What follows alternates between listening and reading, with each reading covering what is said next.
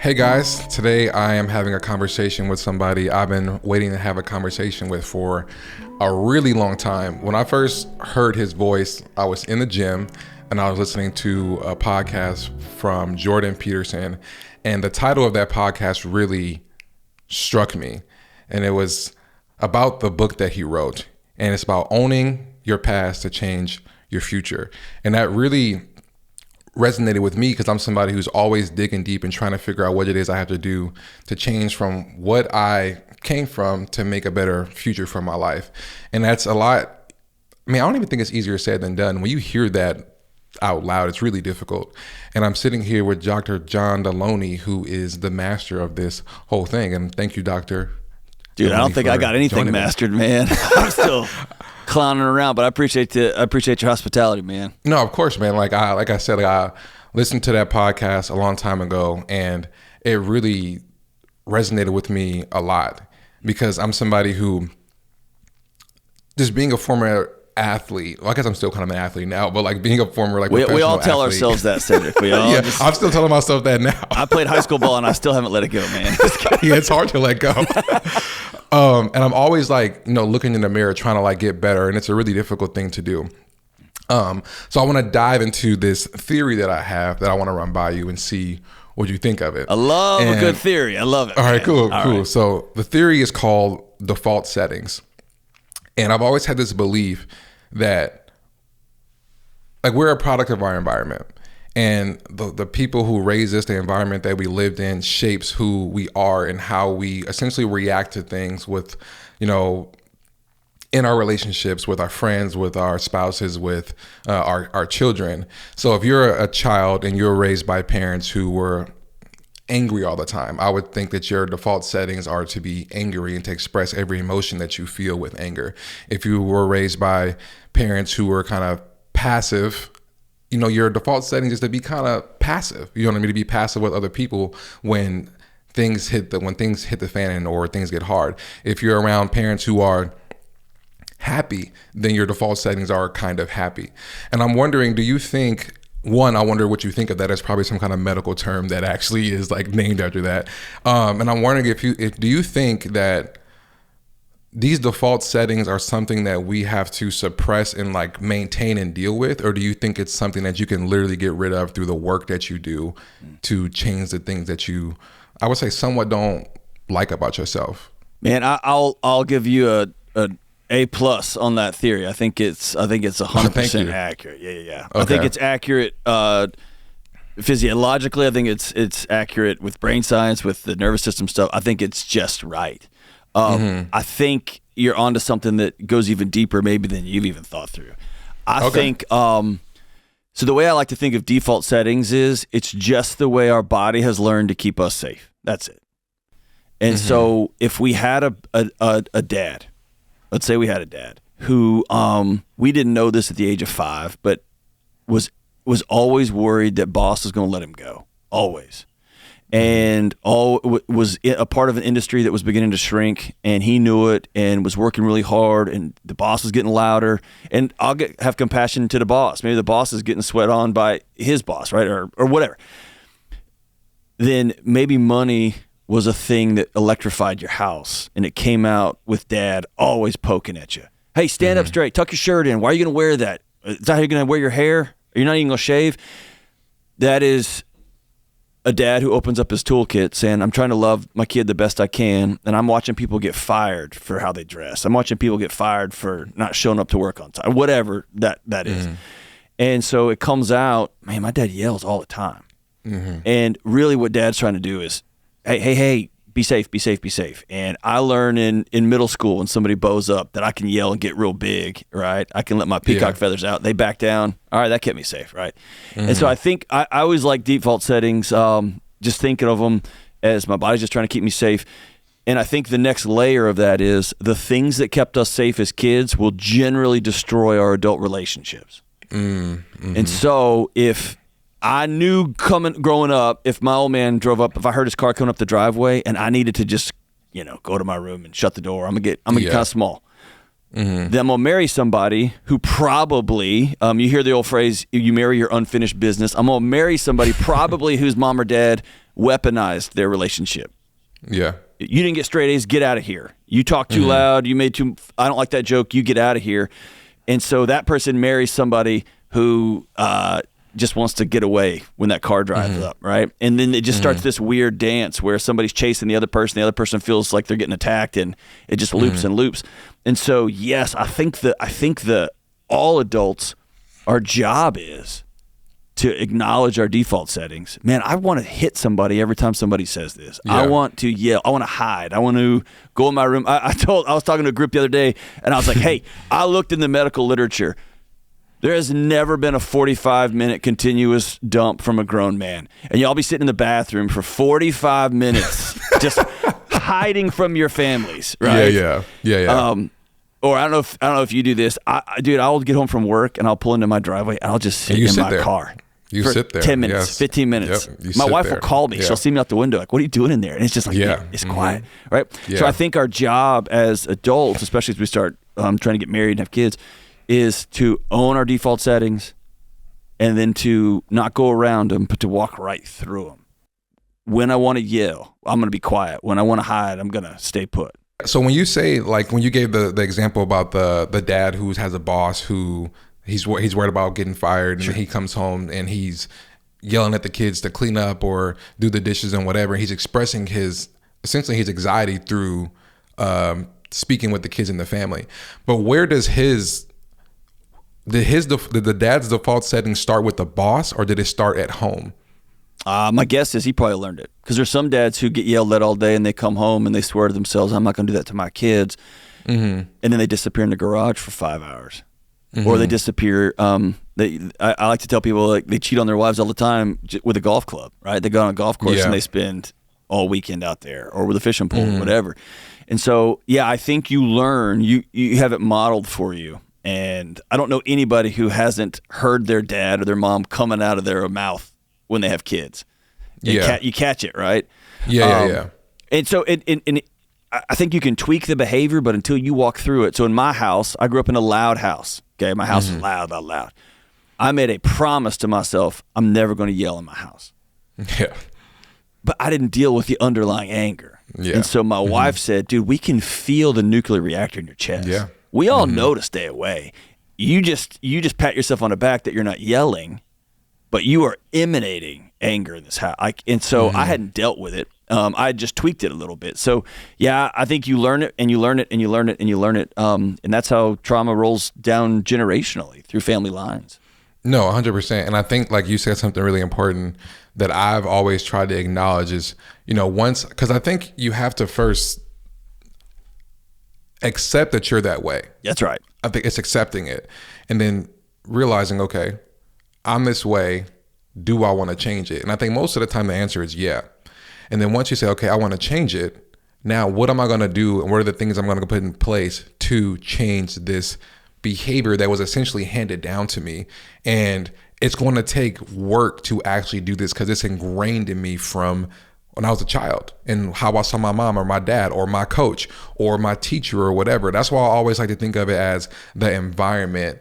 And obviously the mom and dad has to play a huge role in like the core of it, but I think the environment does too. So when we realize, okay, I can feel myself getting riled up. I don't know why. Maybe it's the boss. Maybe I didn't sleep well. Maybe it's, a video didn't do well. Maybe I didn't speak well on the podcast and whatever. And I'm frustrated with myself. Now I'm exerting that energy through the people who I love the most. So what do we do to, once we identify that we're feeling the feeling, what should we be doing? I have practical things that I do, but I'm wondering, what do you think people should do that's very practical for them to take and start exercising how to change those root default settings? Yeah, I think you nailed it. It comes with ownership. It comes with awareness, right? And to me, meta awareness number one is your feelings' job is not to tell you the truth. That's not their job. Yeah, and so often the things I feel have no bearing in reality. All it is my body trying to protect me. That's it. What do you mean by that though? When you say my body's trying to protect me, what does that mean? Because I think for me, protection is like I'm from the inner city of LA, right? So protection for me was like, you got to watch your back. I'm gonna watch your back. Literally, it's just physical harm. But when you say my body's trying to protect me, what does that mean? Yeah, you have more acute, right, than some, right? That like physical protection is not something you take for granted. Mm-hmm. But I would be willing to bet money that you also have little GPS pins in your body, inside your chest, for, is she gonna leave? You probably have GPS pins in your body for, if he actually knows what I'm thinking, he's gonna leave. He's gonna cut me. And so I think that, again, this is my theory. I think right now in our cultural milieu for men, I think there's a lot of hiding going on behind physical safety. Mm-hmm. I can hide in a gym. I can hide in a jiu-jitsu class. I can hide with MMA fighters, and I can tell myself. Here's another one. I can hide at work because I can tell myself, I'm doing this for my wife. I'm doing this for my family, and there is that is right. But I also think safety is about, can I exhale in this house and I'm still going to be loved? Can I exhale here and be? Whew. And we don't like to talk about that kind of safety because that gets into gnarly vulnerability stuff, man, that we just don't get to talk about. But I think to me that's it though. It's like why don't, like, we talked about pulling up in the car and like sitting there for 10 minutes. To me, if I'm debriefing, I think it's a healthy thing. You nailed it right there. That's intentional though. That's an intentional life. That's why it's hard. Anybody that says, if you do these 10 things, then you're going to be able to change your default settings and be more present, father, husband, they're lying to you, because you can do the same thing, and one's a drug, and you can do that same activity, and you're intentionally transitioning from guy at work to now guy at home, right? So if I'm 10 minutes sitting in my car listening to Netflix comedy, which I always do, and I sit in there and I'm scrolling Instagram, I'm not preparing to go be a present dad. I am taking, that's Xanax, dude. I'm numbing out from what just happened at work, and I'm numbing myself so I can enter in. Right? Really? So do you think that if you're sitting there watching Netflix or watching on Instagram for 10 minutes in the phone, that's not debriefing? It can be. If I sit there and go, I'm gonna take 5 minutes, I'm gonna laugh, I'm gonna shake off what just happened, I'm going to exhale. I'm going to get a laugh or two in, and I'm going to go inside and be ready to rock. Yeah, okay. Yes. Okay, yeah. I think that nuance is really important because it's intentional. That's right. It's intentional. Yeah, because for me, like, I'll do things like before I walk in the house, I'm going to ask myself this question: how was your day?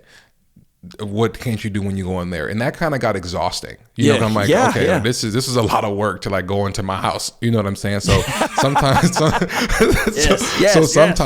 sometimes I'll pull up and I'm on the phone. I'm like, it's like I was just telling one of my best friends, like I was watching videos about like husbands pranking their wives, like when they're sleeping, about like, we gotta go. Yes. And that stuff is hilarious, you know? So like that kind of like gets me to, again, I think debrief and relax a little bit before I go in the house. Not because my house is a burden, just because I did all this stuff out here in the outside world. When I walk in those doors, they don't care about the world I have going on.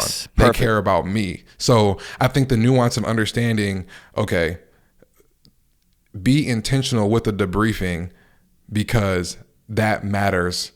How that's going to determine how you walk into that door. You know what I mean? The word of, I think, the 21st century is intentional.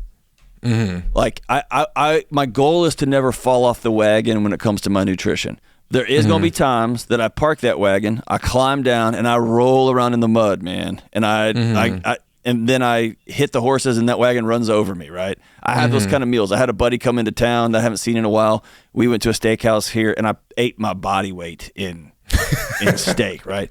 Yeah. And I know that. The words came out of my mouth, is there any chance you have some butter I can put on this thing, right? It was absurd. But I intentionally made a choice to enjoy a meal with an old friend. I intentionally knew, hey, it's going to cost me some sleep, so I'm going to have to make it up in the gym tomorrow. I must spend another minute in the cold plunge to punish myself just so I can feel like I did, you know what I mean? Yeah. But it's all about being intentional. It's when you find yourself out of control that your default settings take over. Yeah, and it's interesting that if we don't honor that we have default settings, we don't see how essentially this like how you do anything is how you do everything. And I think that if you don't really understand that, you'll find yourself in a hole wondering, why am I here? When all along you really do have the answers. It's just about being intentional and being intentional and paying attention. That's why I think just being an athlete or being an athlete all my life has been great, specifically when I got to college, because that's when you start to watch film. So we practice every day. That's it. You practice every day.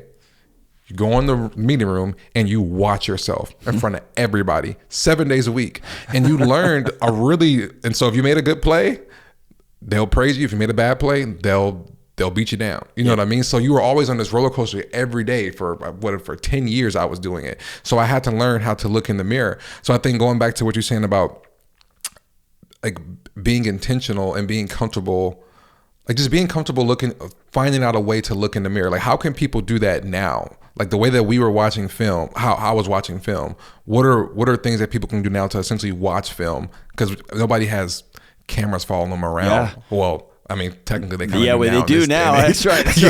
Well, what I take away, I remember that old saying, "The eye in the sky doesn't lie." Right? I remember not fighting for a pass. Our quarterback had been picked off a couple of times, and I was getting killed. As an X out on the side. I kept getting killed every time I get picked off. The last one, he underthrew it by 10 yards. I didn't even try.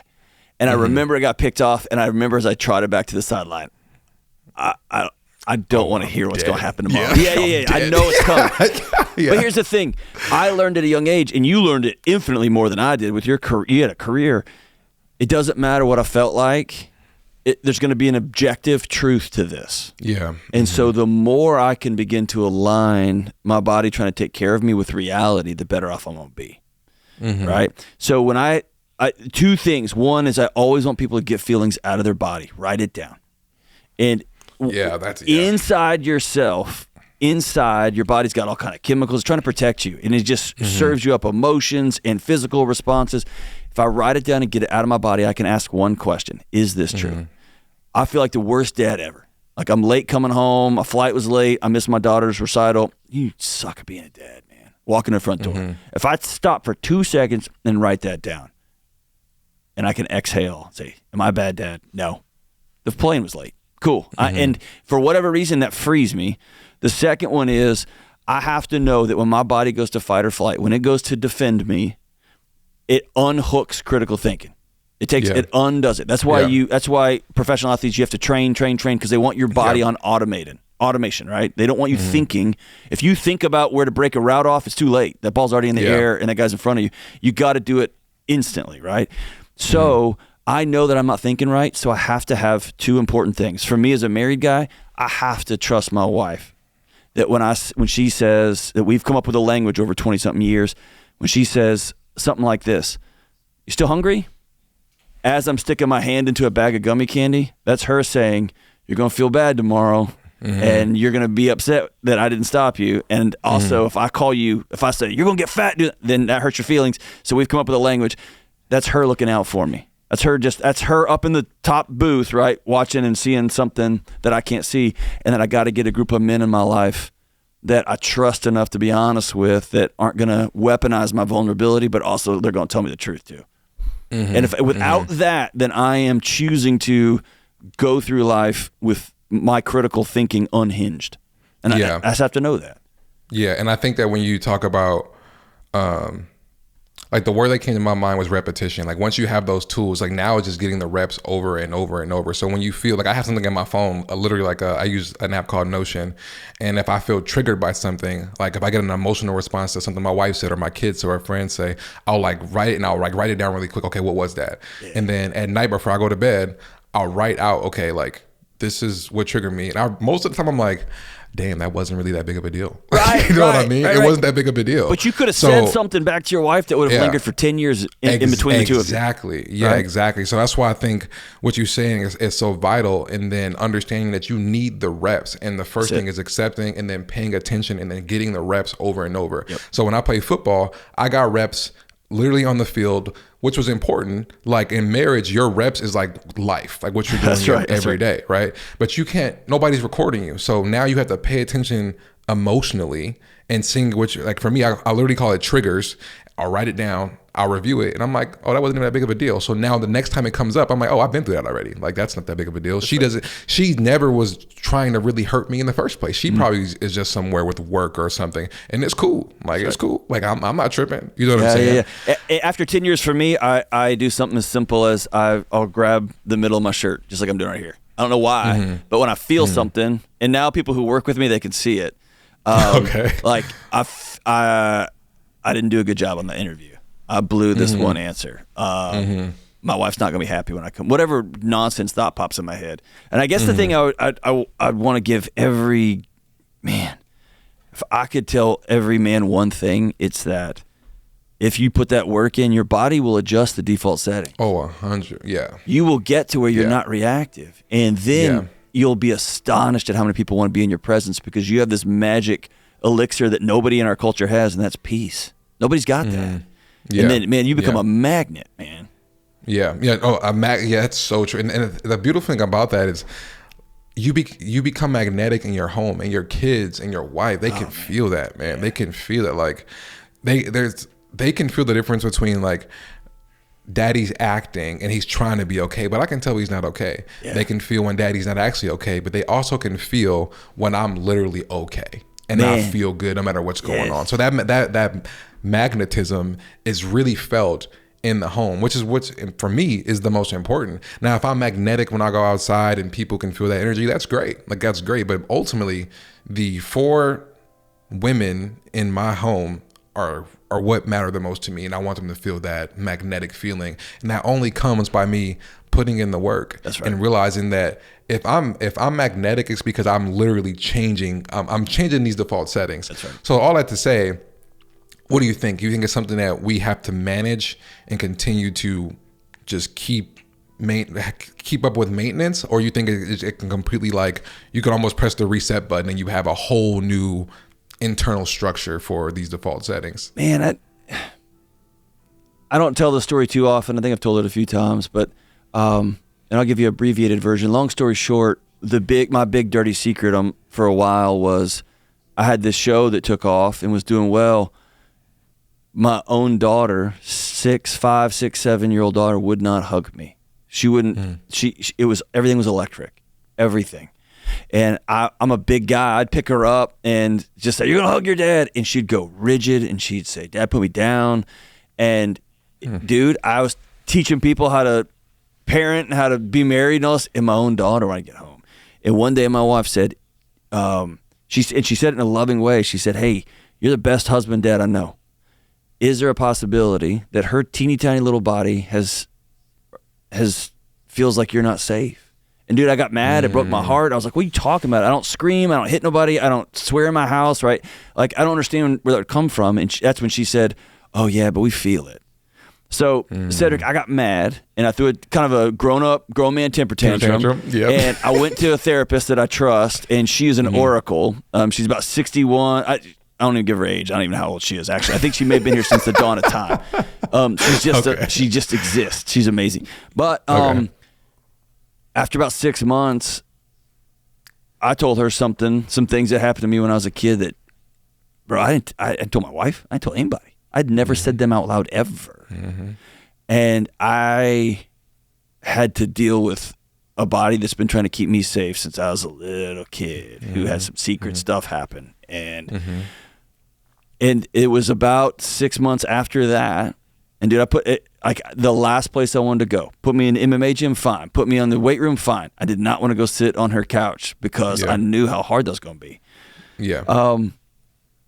And then 6 months went by, and my son and I were wrestling, and that turned into a whole other thing. And then all of a sudden, he's jumping off the couch and I felt words come out of my mouth. "Josephine, get off of me!"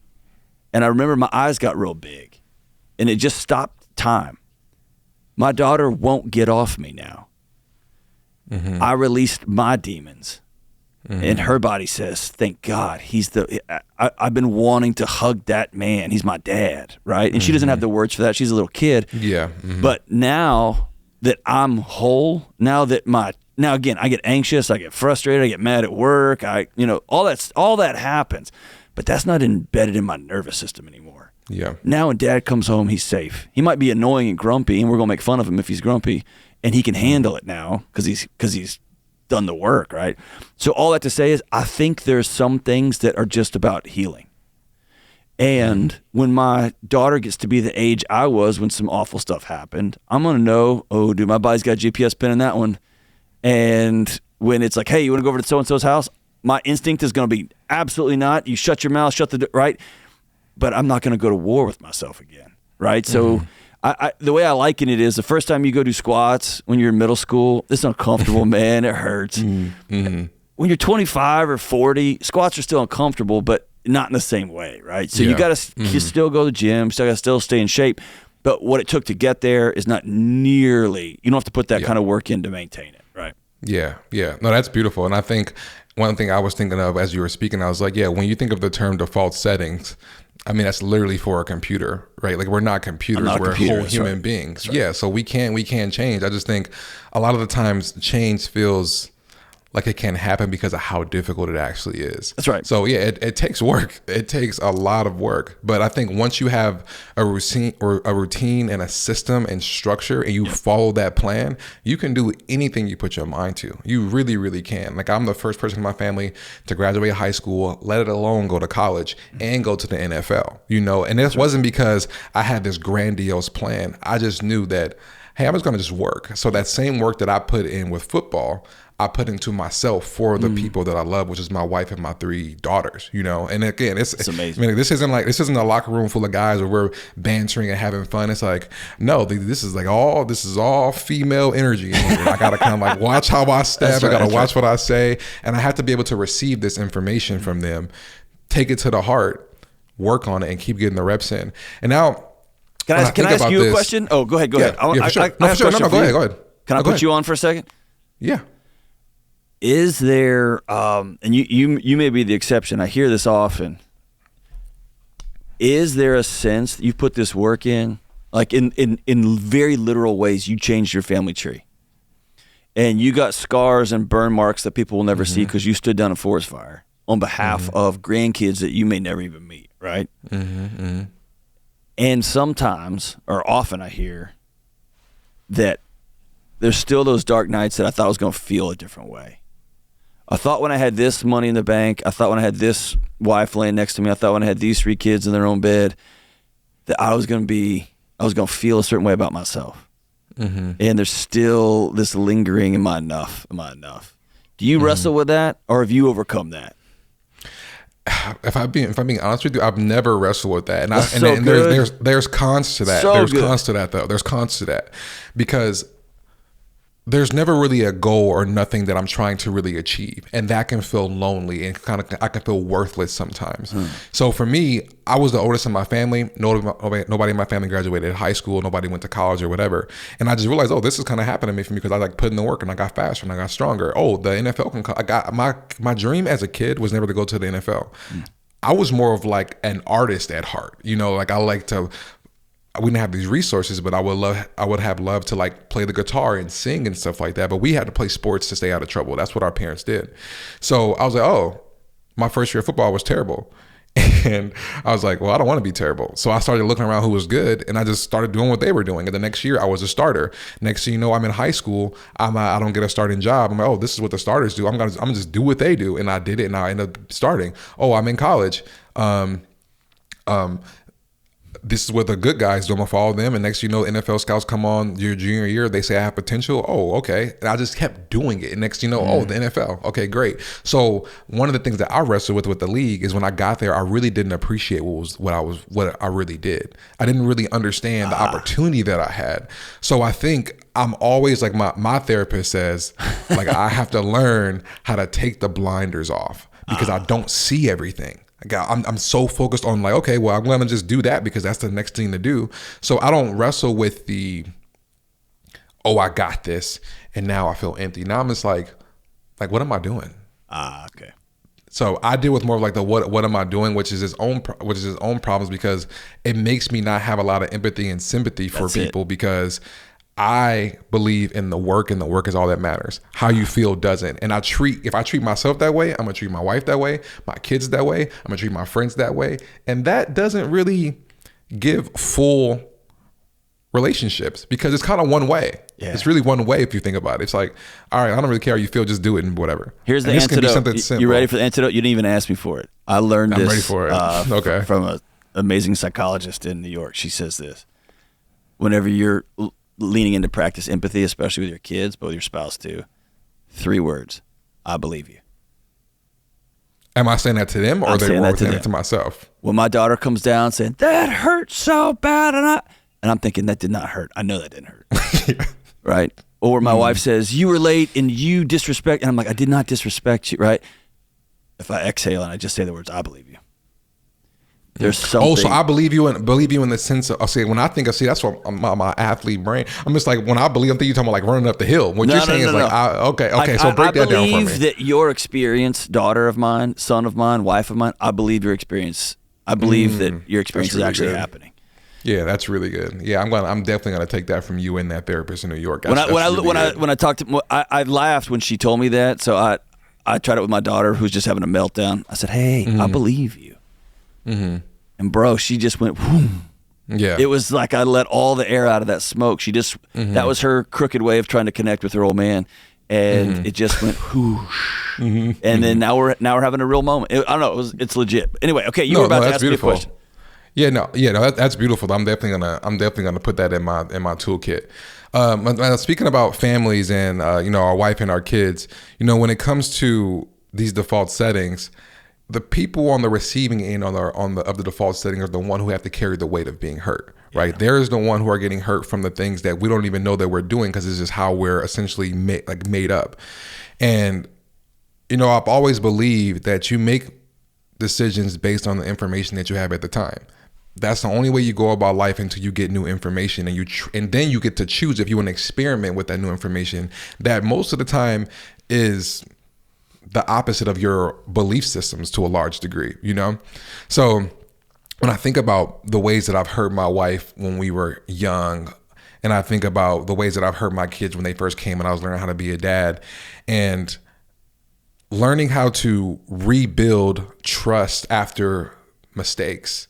And my experience has been that once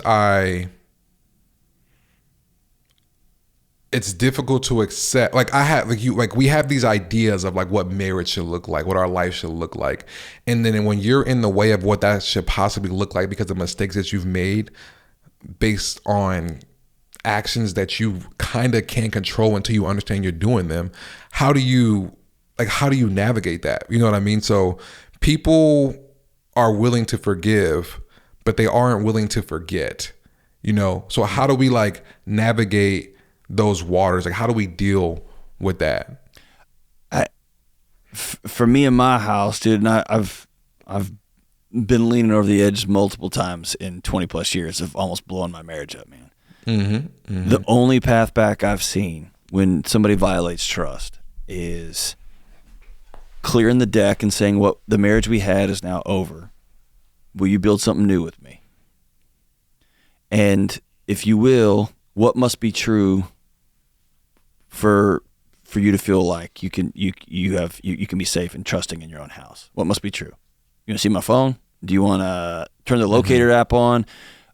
In my house, it's never been about that kind of stuff, but it's always been about me being dismissive, me being flying around about my next thing, and not realizing I'm trampling over my wife's dreams and feelings for the house. So something that we started a long time ago is just a simple, how can I love you today? And it's a practice.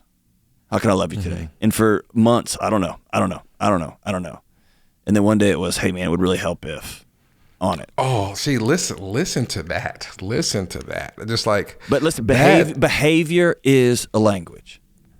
And when I don't have the words to say, most of the time I think, especially husbands and wives too, get themselves in trouble by trying to love our romantic partner the way we want to be dealt with.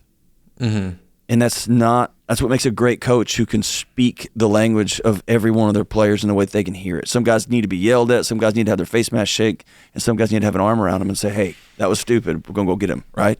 And so it's asking my wife, how can I best love you? Not, bringing home flowers, and she's like, I don't want flowers. I just want you to pick up your underwear and stop yelling so much, right? And I can be immature and be like, oh, I bring you flowers every day. That's not what I asked for. How can I love you today, right? And so I think by asking that question, it's a position of humility. I don't know. Will you give me a roadmap to you? And I promise I'll walk down that road. But what happens if you get that roadmap, but you don't have the skills to actually act on the map that's in front of you? Then when coach says, hey, you have to get to the 15 yards so you can cut back to 12 where that pass going to be in the air. If I keep getting stuck at the line with these cornerbacks, I have to go hire somebody to help me get stronger, period. Yeah, 100%. Or I can't do my job, right? Yeah. And it's easy in football analogy because they can replace me. Yeah. I told my wife I'll be here till the end of time. And so I have to, if I don't have the skills, I got to go get a professional. I got to get a group of guys. I got to learn. And I think that means I got to be intentional about not trying to be a macho, put my ego aside for a minute, man. Yeah, I think that's great. And I think when I talk to when you talk to Jordan, you talked about having that tribe of friends that you need to lean on. Like, I've really listened to you when you said that, because the locker room was my friends forever until you're not playing anymore. You realize, well, those are really just your teammates. And what you had what was similar about you guys, you all played this sport and you grinded together, and all that's great. But now I have a group of friends that we'll talk about our relationships and what we're struggling with and stuff like that. And when I think about trying to almost forgive myself, that's it right there, to allow myself to flourish with my kids and with my wife and with my friends. Because I mean, you said this beautiful quote of your list of beautiful quotes, where you say not forgiving someone is like ingesting poison and waiting for them to die. Yeah. And it's like, yeah. You know what I'm saying? I think that's the root of most male ego, is an inability to forgive themselves. Like, I hurt people. Think about if a politician got up, man, and just said, hey, I had this plan and I mapped it out, and I got halfway through it. It is not going to work, and I was wrong, and so I've got a team of experts, and we're taking another route. You know, when a coach does that at halftime and comes out blazing in the second half, we call that guy a genius. He gets a 5-year extension. Politician does that, we crucify him.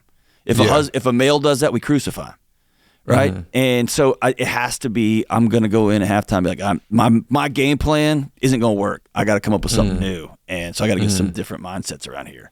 And actually, like, in my experience, guys in the military and athletes, college and professional athletes, struggle the most post, because they have a different understanding of what shoulder to shoulder means.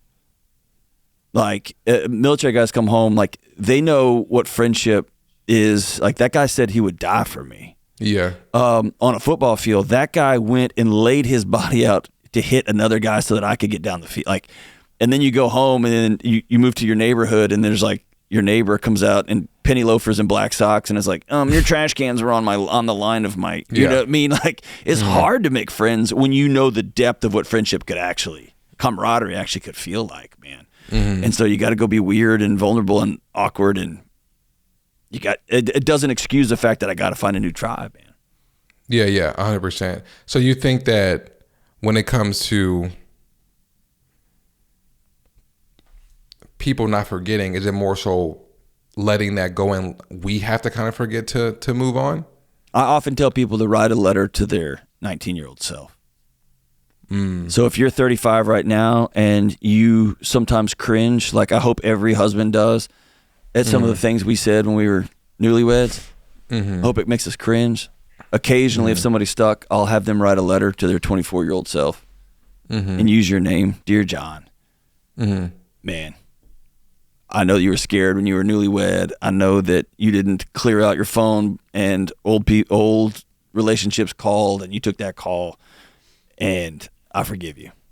I think what you're saying is great, because oftentimes what I think we do is we're always, every time a little problem happens, we're trying to resolve that problem when that's just the Band-Aid that's on a bullet wound. That's right. Right. And we try to resolve it in our head. We try to resolve it in our head, and you can't. Yeah, you got to take action. You got to do you something. have to take action. Yeah. And I think when we talked about how I write down the triggers, or like how you touch your chest, or people write down how they're feeling, it's like now we're getting to the root of it. And now all the stuff in your head when you have fight or flight and you can't consciously like think because you are just like super activated, you have to be able to calm down and realize, okay, let me get to the root of this. And I think it's like what you said, the exercise of writing to your 19, 24-year-old self and realize, okay,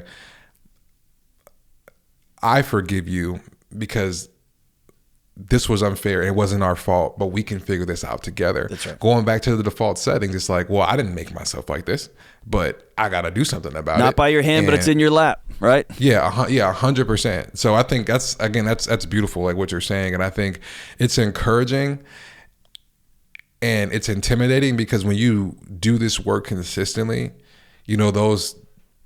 that parking outside for 10 minutes can easily be 45. Yeah, you know what I mean? Yep. It can easily be 45 minutes. And I think just giving yourself a lot of bit of grace, but one step at a time. I got this thing, honoring it and recognizing it first is a huge accomplishment. It's a huge accomplishment. And then all the tools are out there, like going out to find your buddies, finding somebody, a therapist that you trust, finding the exercise to write really quick. You know what I'm saying? And we're talking about like two like pretty heavy, topics that really have to do with, I think it's really easy to hone back into marriage because marriage is the hardest thing that we will ever do. But Amen. It's trickles down into parenting and it also trickles down into just friendships.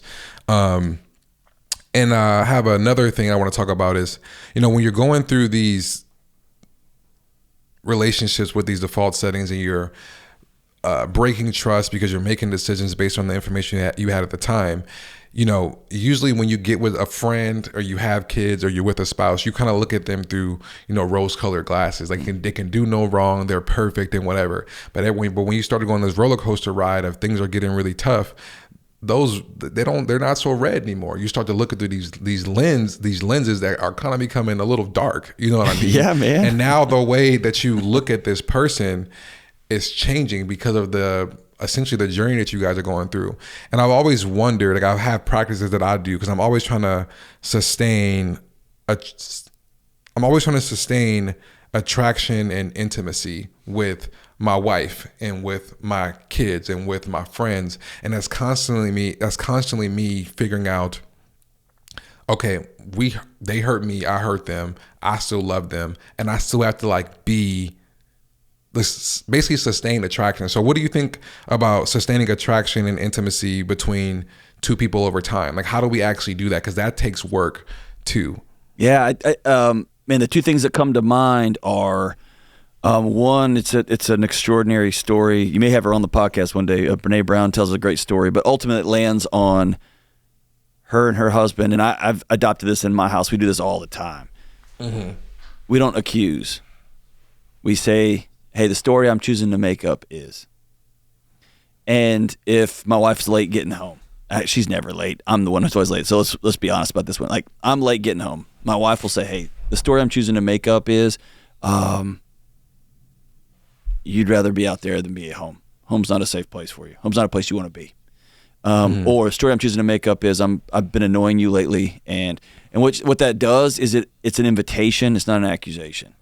And when she comes in and says, you're always late and you never, then now we're in a fight. There's no intimacy there. That is one person trying to win. Versus, hey, the story I'm choosing to make up is.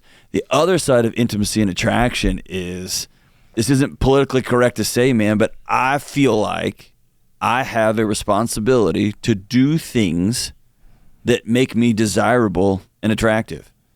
And that could be aesthetically, that could be getting to the gym, fine. That could be showering, fine. But it could also be putting my phone down. It can be opening my wife's door for her. It can be treating my wife with respect so that my daughter sees, oh, I want her to feel in her nervous system. That's what I want to chase one day, right? Like it's becoming a person who can listen well and sit with hurting people. And I have a responsibility to be attractive in all the ways that word means something. And I think in our culture, we got rid of that and said, no, it's your job to always find me attractive. And if you don't, then you're a bad person. And I think that's just utterly false. It's nonsense. Yeah, 100%. I 100% agree with you, because I think, as a youngin, like, attraction is all looks. You know what I mean? But as you get older and you start to mature, you realize that you can look at somebody. I mean, you do this with friends all the time. You thought they're super cool and they did something to you. Next thing you notice everything about them that you don't like because they hurt you. Yeah. And ultimately, when we say I do, until death do us part, you're with that person until you die. When you have kids, you are with that kid until you die. That's right. When you have friends, when you have long-term friends, you are with them for as long as you want to be friends with them. That's you know what I'm saying? Down. So our visions are changing of how we see these people, because we will hurt each other. That's what's going to happen. Period. And it's our responsibility to make sure that we stay attracted to these people, but it's also your responsibility to make sure that you stay attractive. Because I just think in our society and generation now, everything is so trying to be physically attractive and not really doing the work internally to make sure that that person can choose if they are attracted to you outside of what you do, how you dress, and how you look. Like, I get pushback for this all the time. But at the end of the day, like, when you meet someone, a partner, you're attracted by how they look first. I don't care. Like, you don't see into their soul and like, this is a beautiful person and they're not attractive to you, and next thing you know, you're married for 50 years. Like, no, you're attracted to them first. That's right. That eventually End of story. Yeah. Yeah, 100%. So to me, it's like, in order to sustain intimacy and attraction, it's both of your responsibilities to do so. Physically, I should take care of myself. I should eat well. I should, to some degree, speak well too, because that makes me look a certain way when I speak well. Like, this is just yesterday. My wife is going up for a trip with her friend up in Florida. She hasn't done this in a long time. She was stressing about getting a hotel and it being expensive. And I said, hey, babe, take your time. Have a good time. You haven't done this in a long time. Like, go have a good time. That's attractive. Oh yeah, I know. My shirt just unbuttoned itself when you said that. Cedric, listen, that's attractive. You know what I'm saying? That's a presence, right? Okay. That's a presence. Okay. No, I feel you.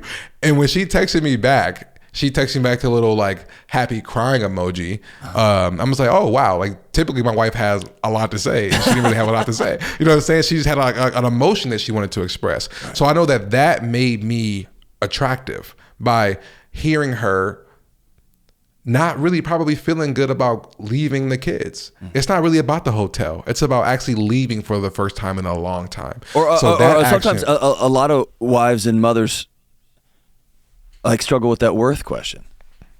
Mm-hmm. What kind of mother leaves her kids? Mm-hmm. What kind of wife spends this kind of money? Right? Mm-hmm. My husband's unemployed now, man. He don't even have a job. He's trying to podcast. Like, we don't have any, you know what I'm saying? Like, and it comes down to the worth question.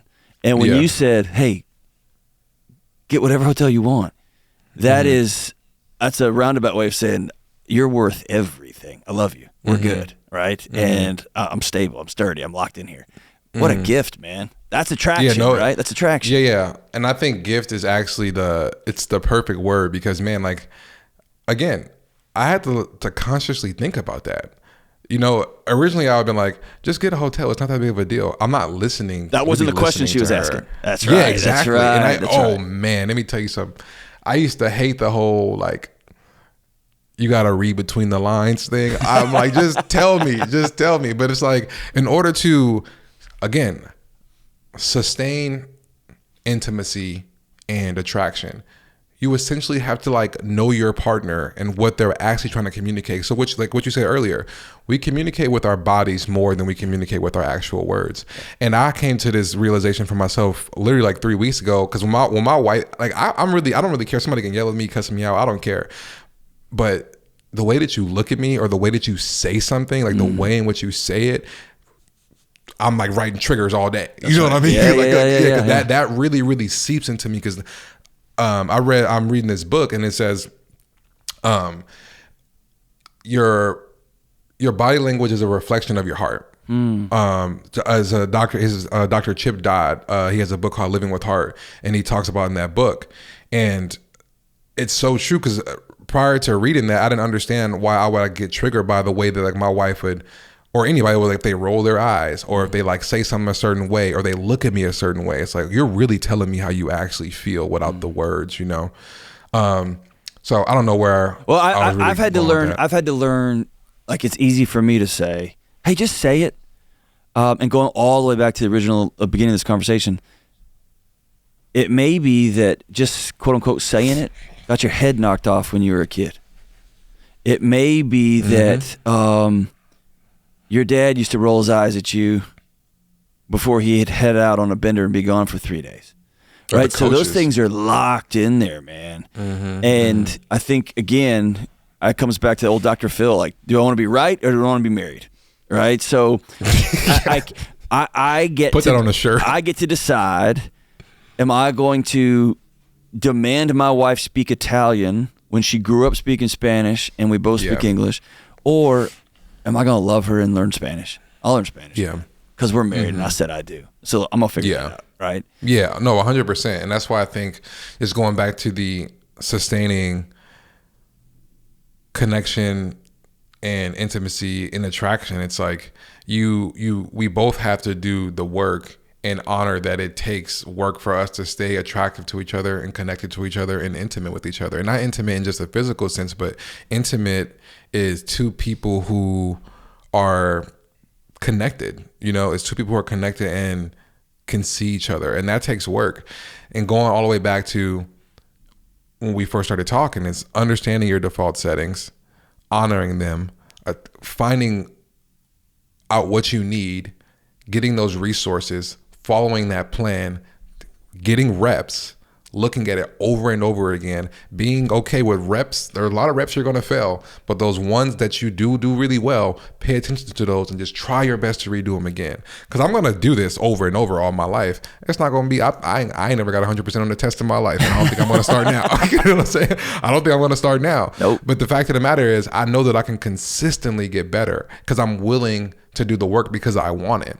And when it comes to like the trust, rebuilding trust, I think forgiving myself and being okay and really honoring hearing I forgive you, and then being okay with that, and then recognizing that 19 or 24-year-old self, 10-year-old self, when the coach yelled at me, wherever that boy is, finding that root, pulling it up, putting a new seed and watering it, and just watching it grow over time, you know? And then I think when it comes to the sustaining connection and intimacy and attraction, is just realizing that you both have responsibility in it. That's you know, it. And this, again, I keep going back to like marriage, but this is kids, right? Kids, not so much, because the kids, they're a kid, you know what I'm saying? Like maybe when they're 16, 17, that's even pushing it. You know what I mean? Right. But when it comes to friends, workplace. Yeah. Like I hear like quiet quitting. I was like, man, you ain't quitting. Like you ain't feeling anybody but yourself, man. Like be somebody you would want to hire. Be somebody you would want to give a raise, right? And if you find that rare place, and it is rare, the rare business that would rather fire somebody that's making them money than be cordial and kind, then dust your sandals off and go on to the next place. But we just live in a culture, man. We'd rather like Google workouts for an hour a day than just go get 45 minutes in the gym. We'd rather read a huge book about how to be married instead of just make sure we ask our wife, how can I love you today? And we go do that thing. And then we keep our eyes open for what's a way I can, there's dishes in the sink. I'm gonna put them up. Oh, my wife's going to be working late today. I'm gonna go vacuum the kids' room up just because I got 5 minutes. What else am I going to do, right? It's those little bitty, just go do it, man. Just go do it. Just go do it. Just go do it. That's, people ask, like, what's the work? What's the work? It's that. It's 1,000 little things. And you wake up 5 years later and you walk in the house and your wife sees you and she sees you had a hard day, but that glint in your eye, and she throws a wet towel at you, and suddenly, like, that's intimacy. Or that 100%. Next day, you don't have that glint in your eyes, and you see her tell the kids, hey, y'all go grab something real quick, because she knows he just needs a minute. That's intimacy, right? Yeah, I know. Yeah, 100%, and you just earn that over time. It's like being on the field. You know where that teammate's going to be because y'all have run that. So you just know, I know he's going to be right there. because we've Yeah, and ruined it so many I think times. you said the key word, like you have to earn it, and ultimately you earn anything by putting in the work. Yes. And if you're willing to put in the work, that's all that really matters. Like under my ring, I have under me and my wife's ring, I got ingrained love is a verb. I love and a lot of the times I ain't gotta understand everything. I gotta just do it. I gotta just do it. Yes. And then we'll learn as we go, but not doing it isn't helping. So let me do something and see if that changes. And if I do something, and this is the hard thing, is like I do something, it still ain't right. It's like, damn, now I gotta go back to the board. You know what I'm saying? Well, like redo it again. There's two things I'll leave you with. One is, and this statement came from Michael Easter, one of the wrote what I think's the most important book of the 21st century, The Comfort Crisis. You got to choose your hard, man. Like choose your hard. Choose your hard. Mm-hmm. Getting in shape and winning a Super Bowl, that is hard. Yeah. Losing every game is hard. Mm-hmm. Sitting on the bench is hard.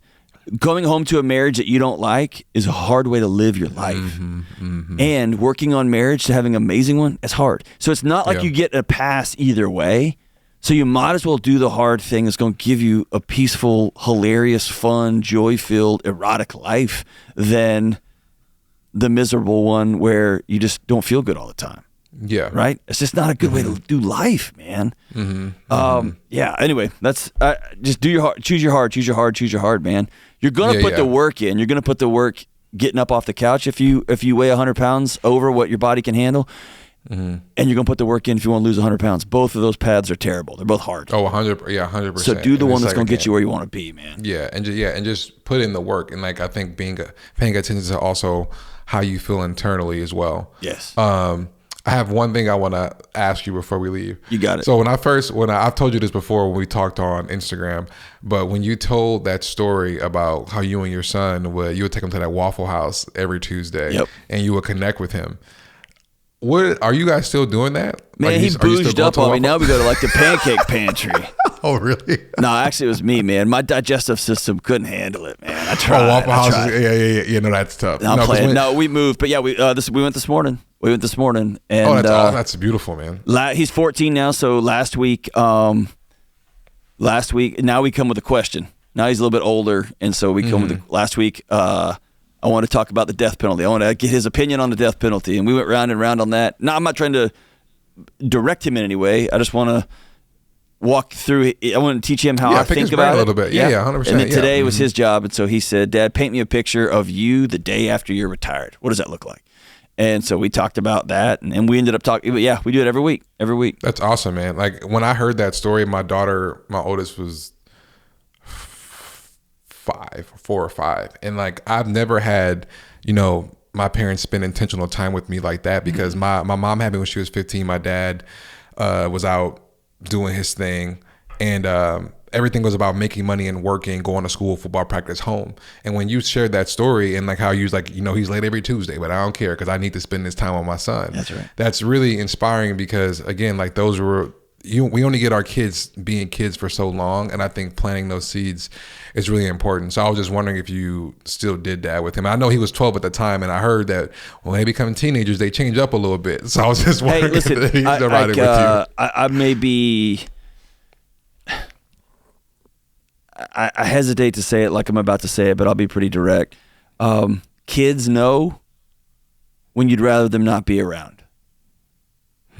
And if they have to fight you for their phone, if they have to fight you for your work, if they have to fight you to look up, if every moment, I call it a failure factory. For most kids, their whole life at home is, hey, pick that up. Did you do this thing? What about your homework? Have you taken a shower yet? Where's the trash? That's their life. If you and I were friends and I always talked to you like that, you wouldn't hang out with me. Mm-hmm. And so when our kids get an option to take an off-ramp and that's the world they're in, they will take it. Mm-hmm. If I let my kids know, you got responsibilities in this house and you play a role, this house will fall over without you. You got a role, and I like being around you. You make me laugh. I spend time. I tell jokes to you too, as age appropriate, right? Mm-hmm. Then this whole disappearing act doesn't happen nearly as much. It just doesn't, man. My kid would rather be with his friends. Of course, they're his friends, and he loves being with his old man. And it's not because I'm so great, but it's like I'm not afraid to laugh too, or say I'm sorry too, right? Yeah, and being intentional with them. That's right. Yeah, good on you, man. Thank you so much, Doc. I've been wanting to talk to you for a long time, so talking to you has been a joy. So thank you so much for hopping on with me. You too. And I appreciate you putting this out and being a new voice for folks to listen to. They're trying to find their way in this chaotic mess of a world, man. I appreciate you shining a light saying, hey, I got a path. That's awesome, man. Well, thank you so much, man. I'm trying. Come hang in Nashville. Dude. I will. I will. When I come down to Nashville, I'm 100% let you know. All right. And we're going to Waffle House. We are not going to Waffle House. We are not going to Waffle House. I love me some Waffle House. We are not going to Waffle House. All right, cool. I'll do you better than that. All right, my man. Appreciate you. All right, Doc. Speak to you soon. Everything works out the way it's supposed to. The way it's supposed to. The way it's supposed to. Everything works out.